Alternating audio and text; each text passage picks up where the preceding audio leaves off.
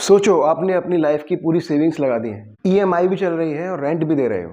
Builder ने बोला था पोजीशन 2022 में मिल जाएगा, लेकिन आज हो गई 2026, आज तक नहीं मिला और फ्लैट अभी तक भी रेडी नहीं है। अब आप कॉल करते हो और वो बोलते हैं सर थोड़े दिन और, बस हो जाएगा सब तैयार। लेकिन क्या आप जानते हो कि ये सब बिल्डर की तरफ से जो हो रहा है ये सब इलीगल है। बिल्डर का ये इलीगल डिले है और आपको मिल सकता है रिफंड, इंटरेस्ट और कंपनसेशन। अगर बिल्डर डिले करता है अपना पोजीशन देने में, उसने बोला कि मान लो अक्टूबर 2022 को मैं आपको पोजीशन दे दूंगा, ठीक है। अब 6 महीने का थोड़ा सा एक लिमिटेशन पीरियड बना रखा है कि 6 महीने डिले हो सकता है, वो एक रूल के हिसाब से आता है। मान लो अब क्या हुआ, तो वो जो डिले आया वो नवंबर, दिसंबर, जनवरी, फरवरी, मार्च, अप्रैल, सिर्फ अप्रैल 2023 तक ही रुक सकता था। उसके बाद अगर वो डिले कर रहा है कोई भी बिल्डर, तो आपके पास राइट है, उसका इलीगल जो एक्शन है उस पर आपके पास राइट है कि आप उससे रिफंड ले सकते हो, आप उसको केस करके इंटरेस्ट के साथ रिफंड ले सकते हो और या फिर कंपनसेशन भी ले सकते हो। और सिर्फ एक कानून की हेल्प से, जो है real estate regulation and development act 2016। तो लेकिन क्या आप ये जानते हो कि जितना भी डिले है वो सब इलीगल है, और इस इलीगल काम के एक्शन पे अगर आप एक्शन लेते हो तो आपको मिल सकता है रिफंड इंटरेस्ट के साथ और कंपनसेशन भी मिल सकती है। और ये सब मिलेगा आपको real estate regulation and development act 2016 के अनुरूप।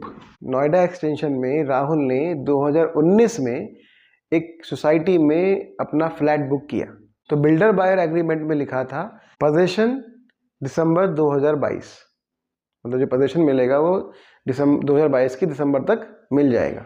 और आज हो गई 2026 फरवरी, आज तक भी उसे पोजीशन नहीं मिला है।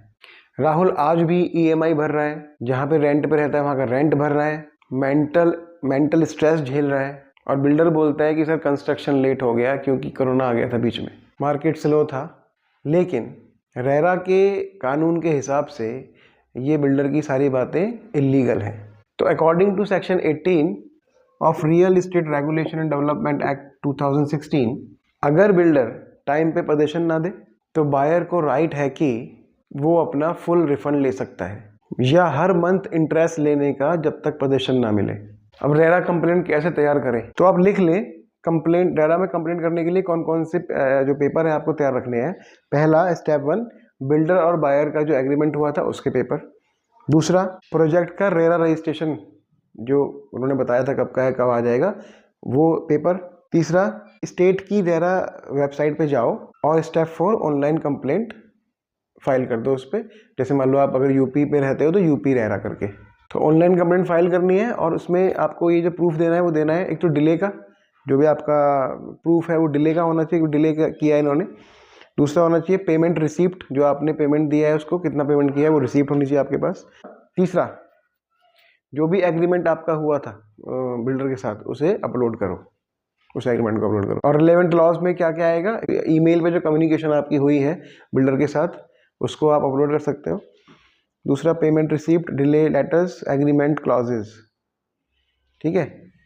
और payment receipt, delay letter, delay का लेटर और एग्रीमेंट क्लॉजेज को हाईलाइट करो उसमें कि भाई एग्रीमेंट में तो ये बोला गया था, अभी ऐसे ऐसे हो रहा है, ठीक है जी।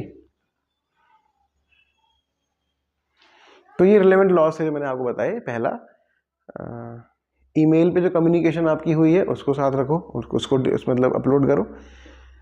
पेमेंट जो रिसीप्ट्स आपने ली होंगी, जो पेमेंट आपने की होंगी जिस जिस चीज़ के, वो आपको अपलोड करनी है। जो एक डिले का लेटर होगा, मतलब डिले हुआ है, जितना डिले हुआ है आपके पास, एक जो बायर और एग्रीमेंट होता है ना, वो एग्रीमेंट अगर आप सेव कर दोगे अपलोड और उसको बना के कि देखो इतना 2022 में ये दिसंबर में देने वाले थे लेकिन 26 हो गया, आज तक नहीं दिया, ठीक है। तो अगर बिल्डर पोजीशन डिले करता है तो आप मजबूर नहीं है, लीगल पावर आपके साथ है। तो रेरा में केस करो, रिफंड लो इंटरेस्ट के साथ और कंपनसेशन भी। और ऐसे ही अगर रियल एस्टेट में आपको नॉलेज चाहिए तो अपने मेरे चैनल को आप प्लीज़ सब्सक्राइब कर लें।